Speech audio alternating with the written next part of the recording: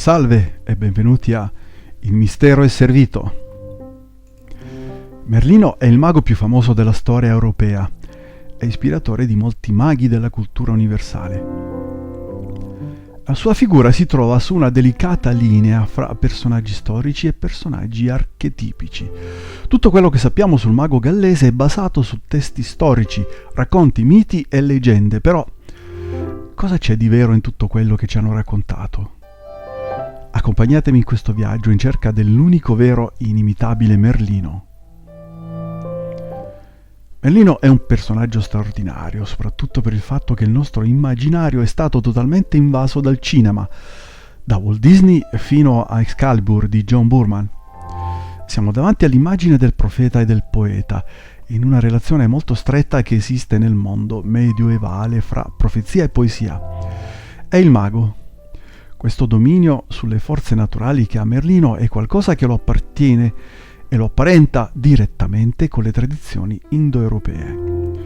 Merlino comincia con l'essere un mago e finisce per diventare un alchimista. Un mago, attraverso un rituale, un incantesimo, un potere, cambia la realtà o cambia un'inerzia, facendola diventare movimento. L'alchimista non deve far nulla. Con la sua sola presenza tutte le cose si ricollocano. Il nome di Merlino ci dice molto, in quanto che Merlino non è un nome proprio, è la forma con cui si denominava, in un momento concreto della storia, un grande saggio, un grande maestro all'interno dei cosiddetti druidi. E Merlino pertanto corrisponde a un essere umano che nel suo processo coscienziale e spirituale avanzò evolvendosi molto fino al punto di configurarsi come un referente spirituale, come un gran maestro nel mondo druidico. Praticamente tutte le origini dei miti che riguardano Artù e i personaggi che lo circondano, e Merlino è uno di questi, ci arrivano dalle opere di Geoffrey di Monmouth, Profezie Merlini, le profezie di Merlino, databile intorno al 1135, e Storie dei re di Britannia, sempre del XII secolo. Nasce così il personaggio di Merlino non perché se lo inventi, ma perché realmente rappresenta lo sciamano, il guaritore, il mago. È un altro archetipo, insomma. Tutto fa parte del fatto che si desidera un consigliere, un saggio, una persona carismatica che debba consigliare Artù, che è un altro archetipo, quello dell'eroe nazionale, perché faccia determinate cose. La storia di Merlino è conservata in una grande opera in prosa chiamata l'Histoire de Merlin, nella quale si trova questo personaggio, però è anche già molto cristianizzato. Quella di Merlino è una storia realmente complessa, ossia lo vediamo come un poeta, come un profeta, che sa quello che deve accadere, che conosce tutto come ideatore e costruttore della tavola rotonda, per esempio. Però ci sono anche molti altri aspetti di Merlino che sono veramente interessanti. La sua storia è molto più lunga di quello che normalmente ci raccontano e va molto più in là della storia di Avalon, di quel pezzo della storia di Avalon, perché non possiamo ignorare che Avalon è un grande viaggio di cui noi conosciamo solo la parte che riguarda Re Artù, però non appare, scompare insieme a Re Artù. C'è una parte anteriore e c'è una parte posteriore. La figura di Merlino, come la concepiamo oggi, si trova in una frequenza vibrazionale differente dalla nostra. In questa frequenza vibrazionale, che è il mondo in cui si trova Avalon, come conseguenza del suo processo spirituale, si trova quello che corrisponde a quello di cui stiamo parlando, cioè ci lancia degli archetipi e una simbologia. Scusate. Bene, come archetipo Merlino è un essere umano che si è posto a servizio della natura. Può ottenere che il vento soffia o si plachi, può ottenere che la pioggia cada o si fermi, però queste capacità, curiosamente, non sono dovute al fatto che si metta al di sopra della natura, ma che si mette al suo servizio, tutto al contrario di quello che fa l'umanità oggi, che vive in confronto e in contrasto continuo, danneggiando la natura. Quando viviamo in connessione e in armonia con essa, si cambia completamente questa relazione. In questo momento la natura ti riconosce come un co-creatore e ti obbedisce. Mai comprenderò perché l'umanità ha usato sempre l'inchiostro per descrivere le persone. Segni, come se fossero semplici pezzi di carta. Anche se comprendo bene che il ricordo di quello che sono stato sia diventato parte di leggende, mi fa male osservare come troppi cercano di ridurmi, trasformandomi in una semplice e ingenua immagine, in un vago ricordo di quello che fui nei miei ultimi anni sulla terra. E anche se la mia vecchiaia fu un'epoca gloriosa, fu anche un periodo profondamente doloroso. Pochi sono coscienti del fatto che anche io ho goduto della bella innocenza della mia infanzia, della mia stimolante e ribalda gioventù e dell'estenuante maturità nella mia vecchiaia. A volte mi chiedo perché gli uomini sembrano cercare di nascondere la propria umanità, convertendo quelli che non condividono ora il loro tempo e il loro spazio con loro in figure che non rappresentano i valori di cui dovremmo sentirci fieri, quelli che ci fanno vedere che in fondo siamo tutti parte di un grande insieme comune. Tutto il mondo conosce Merlino come il grande Merlino e lo vede come un vecchio con già tutta la sua storia trascorsa alle spalle e con un grande potere. Tutto questo si deve ad una lunga esistenza, però le sue origini, la sua infanzia non furono facili. Non fu felice durante l'infanzia. Gli mancò la figura del padre. Non capiva perché le cose andassero in un certo modo. A volte si sentiva solo, incompreso, avvertiva di non trovarsi nel posto adatto a lui, ma tutto questo non gli impedì di diventare quello che divenne poi. Attenzione, non quello che fu, ma quello che è. Ora, Merlino apporta da una parte giovialità, come una forma diversa di vivere, quello che oggi chiamiamo la terza età. Non è un periodo di declino, è il periodo di massimo sviluppo dell'essere umano. Non concepisce il ritiro, il declino, il decadimento, non concepisce una fase oscura, no, è pieno di vita. E quando per l'esperienza e quando per la sapienza acquisita possiamo dare il massimo di noi stessi. Merlino fu il primo maestro incarnato che seppe quello che era vivere nella terza dimensione con il corpo fisico, mentale ed emozionale. Ha guadagnato la maestria sulla terra. Merlino ha allungato quella tappa a cui porta il cammino umano, la sua essenza, quello che percepiamo di lui, anche se lo percepiamo qui, ci indica che attualmente si trova in quello che chiamiamo quinta dimensione.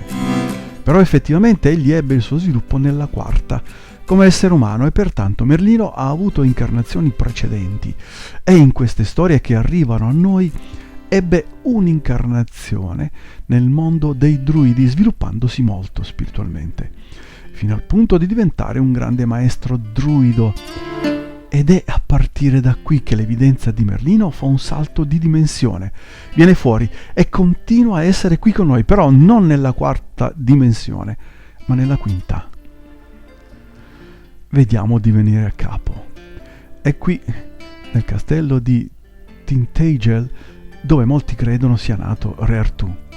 Una nascita circondata da storie e leggende, tanto per gli incantesimi manipolatori che fece Merlino per la sua gravidanza, come per la posteriore decisione del mago di tenere con sé il bambino, che fu il frutto dell'unione di Igraine di Cornovaglia e Uther Pendragon, una storia che, nonostante l'apparente oscuro sviluppo, forse faceva parte di un piano più grande che ha segnato l'inizio di una nuova era per l'umanità. Uther si innamora spassionatamente di Igerna in italiano, la sposa del duca di Cornovaglia. Disperatamente cerca di ottenerla ed è qui che appare Merlino come colui che gli permetterà di avvicinarsi alla donna desiderata, perché Merlino gli trasforma l'aspetto in quella del duca di Cornovaglia e così ingannerà naturalmente Igerna, che crederà di stare col suo marito, mentre invece si accosterà a Uther e verrà concepito Artù. Quando nascerà, Merlino lo porterà via e lo affiderà a dei genitori adottivi. Re Artù viene concepito e quando nasce effettivamente Merlino lo porta via e lo affida a dei genitori adottivi. Qui ci troviamo di nuovo davanti ad una storia archetipica in cui il bimbo ha sempre genitori di doppia natura, dei genitori terreni che sono considerati adottivi perché i genitori reali sono di natura celeste. La nascita di Artù faceva parte di un grande piano. Quello che si voleva ottenere era che qualcuno di sangue tanto reale come quello di Pendragon, un grande guerriero, si unisse a una madre appartenente ad un lignaggio di sacerdotesse relazionate con la dea madre alle prime sacerdotesse. Così Artù, con una tale unione di sangue, realmente divenne il personaggio con la capacità e la forza necessaria per unire tutta l'Inghilterra. La domanda sarebbe: Merlino fu un mago che ha fatto magia nera perché manipolò la realtà? O Merlino fece in modo che un piano si compisse? Perché è chiaro, se fece in modo che si compisse un piano, non fece magia nera, e quindi è chiaro per me, non fu karma, ma dharma, quello che fece Merlino con questo cosiddetto incantesimo che egli si prestò a fare. Mentre ci sviluppiamo spiritualmente, la frequenza vibrazionale di quello che io chiamo l'auriga non è il carro, quello in cui ci garniamo, ma l'auriga, quello che siamo realmente. L'idea è stata ripresa un po' da Platone. Quanto maggiore è la sua vibrazione, tanto più difficile trovare un carro che sia adeguato per le sue caratteristiche vibrazionali a ricevere questa proiezione almica, che è un'anima molto evoluta. Ogni volta diventa più difficile e questo fa sì che tutta la logica del piano in cui ci troviamo ci debba essere un intervento per preparare il ricettore fisico che renda possibile che questa concezione e questa incarnazione dell'anima evoluta si possa produrre. Artù doveva nascere. Artù, per le sue circostanze vibrazionali, era speciale. Era chiamato a sviluppare queste esperienze molto speciali che continuano a svilupparsi anche nel momento attuale. E perché questo piano potesse realizzarsi, Merlino ebbe un ruolo molto importante. Era pienamente cosciente di quello che faceva e questo a volte noi lo percepiamo come una manipolazione, ma non lo è. È una costruzione cosciente in un contesto di amore e compassione per l'umanità. La figura di Merlino nasconde molti enigmi e misteri e uno di questi, che sembra quasi un film, è la sua relazione con l'isola leggendaria di Atlantide.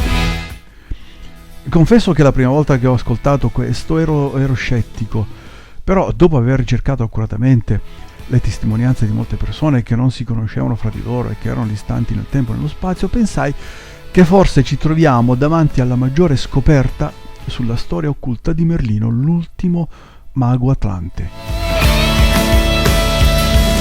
Ho perso molto, ma nessuno sembra ricordarlo. Tutti continuano ad essere profondamente immersi nel loro letargo. Mi chiedo quando si sveglieranno. Quando si risveglieranno quelli che mi hanno accompagnato in tante avventure in quei tempi remoti. Ed è precisamente per il passaggio del tempo che la gente mi ricorda soltanto per quello che io fui negli ultimi anni in una delle mie vite. Pochi conoscono le mie origini, pochi conoscono i semi che germogliarono in me, in quelle terre dove la magia vibrava in ogni particella di materia. Tutto sembra essersi disciolto nell'oceano dei sogni e nel mare di quei diffusi ricordi che a molti conviene mantenere nelle nebbie. Però questo non significa che quello che vissi e quello che sentii non siano la verità. La storia di Merlino è una delle più antiche, la sua apparizione fu nell'era di Mu e Merlino in quest'era formava parte di un consiglio che si incaricava di guidare spiritualmente tutti gli esseri che vi abitavano. Questo consiglio riceve il nome dei 13 anziani.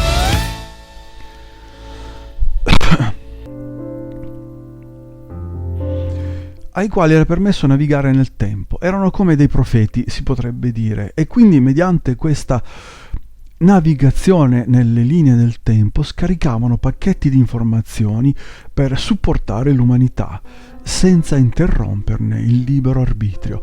È una responsabilità veramente molto grande, perché prendere coscienza di questi infiniti potenziali, conoscenze e canalizzazioni ti può aiutare nella realizzazione di un lavoro molto grande. Quando accadde la caduta di coscienza di Mu, i 13 anziani si ritirarono per un certo periodo di tempo a Shambhala e prepararono il piano della rinascita di Lemuria. Ed è qui che cominciarono a convertirsi in questo consiglio di esseri che si incaricavano di fornire spiritualmente le informazioni che gradualmente avrebbero risvegliato gli esseri umani nella loro ricerca sapienziale. Quando accadde questa caduta dimensionale di Lemuria, Merlino aveva un ruolo molto importante, perché in qualche modo era come il maestro in carica di tutto quello che riguardava la famiglia dei 33. Per mezzo di queste navigazioni attraverso le linee temporali, Merlino arriva a disegnare un piano nel quale poter mantenere la vibrazione di Lemuria in Atlantide, con il proposito che questa frequenza potesse avere una continuità e si potesse arrivare a dare la nascita a questa coscienza cristica che era il piano originale della famiglia dei 33. La questione è che nel creare questo piano, Merlino osserva i potenziali e si rende conto che, essendo un piano molto complesso che doveva essere sostenuto soltanto dalla famiglia dei 33, che al momento erano solo dei bambini, decise, nel preciso momento in cui veniva partorito il piano, che non fosse il momento adeguato per trasmetterlo loro interamente. È qui che gli anziani cominciarono a preparare la famiglia dei 33, dando insegnamenti e iniziazioni per permettere loro di diventare sempre più forti, così che quando sarebbe arrivato il momento della caduta di Lemuria potessero avere la fortezza spirituale per poter sostenere la nascita di questo nuovo piano. Quello che Merlino decise fu che la trasmissione dei fini di questo piano della rinascita di Atlantide da parte della famiglia dei 33 fosse trasmesso all'ultimo momento, quando Lemuria già cominciava ad affondare, e che fosse trasmesso come un pacchetto completo di informazioni attraverso un cambio, in modo che attraverso questo canto, che è molto più profondo e sacro che semplicemente trasmettere delle parole, essi potessero arrivare a capire, non mediante la comprensione razionale della trasmissione di un piano, ma attraverso l'integrazione almica e spirituale del proposito di questo piano. Merlino, vedendo come in alcuni di questi bambini, in conseguenza di questa graduale discesa delle vibrazioni di Lemuria, c'era una grossa possibilità in alcuni di loro di non arrivare a capire, dal momento che alcuni già cominciavano a farsi prendere dalla parte oscura di loro stessi, decise di avere fiducia nella luce di quei bambini, e alla fine, quando ebbe luogo la caduta di Lemuria, accadde che questo potenziale già gli si era mostrato. Le emozioni che subentrarono nel momento dell'affondamento di Lemuria, la difficoltà di staccarsi dai familiari, dei genitori, dall'isola e da tutto quello che conoscevano, si incaricarono di generare questa separazione. In Atlantide Merlino, che viaggiò insieme ai bambini, cominciò a vedere che le cose andavano fuori controllo. Man mano che questi bambini diventavano grandi, il potere li dominava sempre di più e cominciò a sentire un senso di colpa molto profondo, ed egli stesso attraversò una caduta di coscienza in Atlantide. Quando si arriva alla fine della storia di Atlantide, quello che fa Merlino è rinchiudersi nella propria oscurità e immergersi in un mondo molto scuro. Però quello che decide è navigare attraverso queste ombre da solo, senza che le sue emozioni, i sensi di colpa, senza che la sua oscurità riguardassero nessun altro. Merlino cominciò a rinascere, a rivivere un'esperienza di ritorno, riappare nella terza dimensione. Sempre ho sentito che non sono tanto importanti le condizioni e le circostanze nelle quali uno si trova in questo mondo, ma quello che fa a partire da quel punto per migliorarlo. Al principio avevo chiara la mia missione e per questo decisi di rinascere. Durante la mia vita, in quei tempi, appresi tutte le arti della magia e dell'alchimia, però terminai col soccombere al gioco del mio ego. Mi feci prendere dalla paura di fallire nella mia missione e finii per permettere alle mie ombre di oscurare i miei propositi più puri, utilizzando menzogne e bugie, convertendomi quindi in un maestro dell'illusione. Quando mi resi conto di questo, era già troppo tardi. Fu quindi allora quando, senza prevederlo, mi incontrai con i miei più profondi incubi. Quando Merlino risorge, rinasce in questa terza dimensione e quello che cerca di fare è come guarire la propria storia attraverso la guarigione delle ferite della famiglia dei 33 che si stava risvegliando attraverso Morgana e Artù. Si trattava di ricreare in qualche modo non lo stesso scenario, ma le vibrazioni di queste coppie che si erano rotte al momento che alcuni avevano compreso i propositi del piano, altri no. Per cui questa stessa storia aveva causato una ferita molto profonda nell'archetipo delle energie femminili e maschili. Quando cerca di redimere questo dolore tanto profondo attraverso l'unione delle storie di Morgana e Artù, alla fine di questa storia si accorge di tornare allo stesso punto, cioè non rivelare la totalità del piano, e che avrebbe generato una ferita ancora più sconvolgente in questi personaggi. Merlino si vede di fronte a due possibilità: immergersi nel suo proprio dolore o creare un cammino differente, ed è quello che decide, cioè la seconda opzione. Dopo i tristi avvenimenti accaduti con Artù e Morgana, Nimue decise che era arrivato il momento in cui i nostri cammini avrebbero dovuto dividersi. Non poté accettarlo, però mi vidi obbligato a finire forzatamente nella mia solitudine e immerso nel mio dolore. Una grande montagna di sentimenti si abbatté sul mio cuore, affrontato dalla più insondabile oscurità, e questo originò la mia epoca di ritiro. La mia storia con Nimue fu la cosa più vicina a quello che sentii nello sperimentare l'illuminazione, e forse fu questo che mi rese dipendente dal suo amore e dal timore di perderlo. Anche se hanno voluto indicare Nimue come artefice della mia fine, non è stato così. La mia fine arrivò quando capii che nel mio cuore non c'era più spazio per l'amore. Per me fu una relazione fra anime gemelle che trascende spazio e tempo e che vede i due come il simbolo di Yin e Yang a complementarsi. Non si comprende l'uno senza l'altro, e quindi quello che fa Nimue è provocare Merlino perché in qualche modo passi per tutte queste frequenze e poi aiutarlo a venire fuori da queste frequenze. È un po' l'idea della relazione fra un vecchio ed una giovane che vuole ottenere da lui tutto il sapere e alla fine lo otterrà. Lei lo tira fuori. Sarà quindi Merlino ad insegnare tutta la sua conoscenza a questa donna giovane di cui si innamora. Quello che vuole è soltanto conoscere i segreti. Ci fu un momento in cui il suo processo di sviluppo ebbe una regressione. Quando noi identifichiamo noi stessi con il nostro mondo fisico, mentale ed emozionale e ci dimentichiamo quello che realmente siamo, si produce questa caduta. Nel caso di Merlino si parlò molto del perché questo accadde. C'è un elemento, come lo intendo io, che fu cruciale, dell'amore. I due stabiliscono una relazione d'amore. Non c'è un inganno, non c'è un trucco. Ci fu una relazione preziosa d'amore. Quello che accade è che le relazioni amorose sono eterne, A volte sì, però altre volte non lo sono.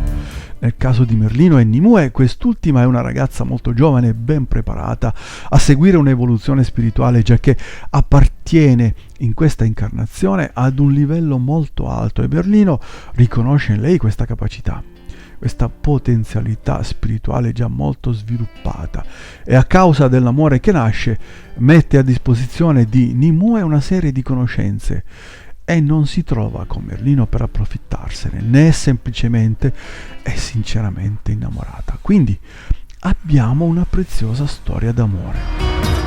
Quello che succede è che a un certo momento l'amore da parte di Nimue finisce e dice apertamente a Merlino che l'amore che provava per lui non esiste più, e questo Merlino non l'accetta.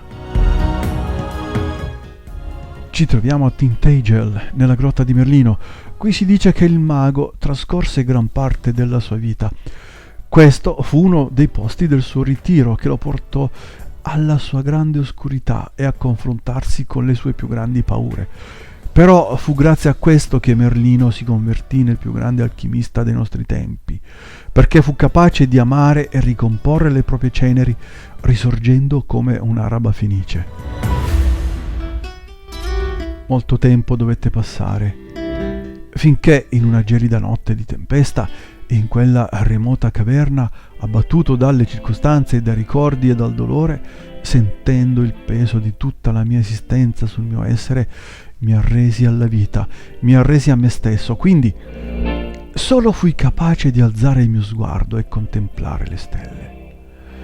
Fu lì, osservando questi piccoli punti di luce che cospargevano tutto l'oscuro firmamento, che fui cosciente che veramente mai nessuno si trova senza amore. Anche in quei luoghi o in quei momenti, quando sembra condensarsi la più grande oscurità, sempre ci sarà spazio per il più minuscolo scintillio di luce. Dopo la storia di Morgana e Artù, Merlino si ritira per un certo periodo, nello stesso modo in cui si era immerso prima nell'oscurità del suo mondo. Ora si dirige alla famosa grotta di Merlino e lì si immerge per un certo tempo nella sua propria oscurità. La grotta di Merlino è molto speciale, si dice che lì è dove si è vissuto e abitava in qualche modo quando istruiva Artù, e a volte lo si può percepire e vederlo. La grotta di Merlino è un posto molto potente energeticamente. Lì emozioni affiorano in superficie. Vedi il mare con tutto quello che porta con sé. Entra ed esce ogni giorno. Non ci sono persone che all'interno della grotta non sentano la sua magia, che non sentono la sua energia e forse la sapienza di Merlino, perché realmente quando andate lì ne uscite con qualcosa di più di quando ne siete entrati. Lì si immerge per un certo tempo nella sua propria oscurità, cercando di capire che parte di se stesso fosse più forte, per dominare questa esperienza di caduta di coscienza e nello stesso tempo arrivare all'alchimia dell'anima. Perdonare se stesso per poter fare risorgere, per poter risorgere alla propria luce. Se Merlino non fosse caduto di coscienza non sarebbe stato l'alchimista di dopo. Aveva bisogno di passare per questo. San Giovanni della Croce chiama questo processo la scura notte dell'anima. Quello che molta gente non capisce è che un grande maestro debba stare sempre in un piano di coscienza elevata o in un piano di coscienza orizzontale. A volte c'è bisogno che un maestro cada, che debba vedere questa caduta, perché poi sappia che quando ritorna sarà in un'ottava superiore. Non è per colpa di Artù che Merlino cadde, no, è grazie ad Artù che Merlino poté vivere questa esperienza, che poi gli diede accesso all'alchimia, lo fece risorgere come alchimista. La fine di Merlino è un finale stranissimo. Merlino rimane rinchiuso, ma rinchiuso dove? Bene, nel francese antico c'è un'esperienza, nel francese antico c'è un'espressione che nessuno sa come tradurre bene, è esplumoir, è da qualche parte, in un bosco.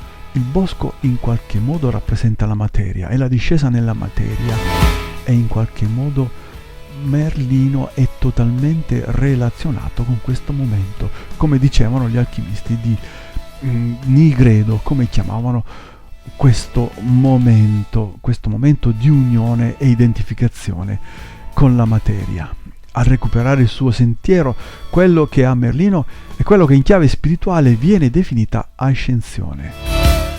Quello che si narra sulla foresta di Brocéliande nel nord della Francia, quello che si dice è che si convertì in un albero. Questo non ha nulla a che vedere con un incantesimo o una maledizione lanciata da Nimue. È una forma simbolica di fare riferimento a questa trasformazione intima della fine di un ciclo in questo piano umano della quarta dimensione e dell'inizio della sua esperienza nella quinta dimensione. Figuratamente possiamo dire che Merlino vive l'uscita da questo piano coscientemente, per cominciare a sviluppare la sua vita in un piano differente. Quando arriva a vivere questa esperienza di alchimia nel suo proprio essere, Merlino rinasce di nuovo come alchimista, perché durante la sua caduta di coscienza si era convertito in un mago. Merlino è un maestro che in questo momento di rinascita ci mostra che dopo essere passato per questa caduta di coscienza, tutti possiamo arrivare alla redenzione vedendo i nostri stessi errori, assumendocene la responsabilità, senza lasciarci trasportare dalle emozioni che portano con sé, ricordando sempre che l'amore è quello che cerchiamo. Mai fu facile conoscere il finale di un inizio, neppure possedendone la visione completa degli avvenimenti. Non è semplice nascondere di appartenere ad un altro mondo, silenziare il sentiero di chi sei veramente. Mai volli mettermi al di sopra degli altri o possedere tutto il potere. L'unica cosa che sempre ho cercato fu poter essere me stesso. La mia vita fu piena di esperienze impressionanti e incontri soprannaturali. Fui capace di ascoltare gli alberi, parlare con gli animali e fondermi con la natura. Fui cosciente del fatto che tutto l'esistente si trova avvolto nella luce, come se tutto vibra in un battito comune, espandendosi più in là di se stessi. Solcai il mio oceano interiore e soccombetti alle profonde oscurità, però grazie a questo fui capace di prendere l'impulso necessario per navigare molto in alto fino all'infinito mare delle stelle. Fu allora che ricordai chi ero. Fu lì che scoprii le mie origini ancestrali. Quando passeggio per Avalon, a volte mi piace chiudere gli occhi e sentire come la magia accarezza il mio cuore e fa vibrare la mia anima con il cosmo. In questi momenti capisco chi sono io dall'inizio alla fine, un figlio delle stelle.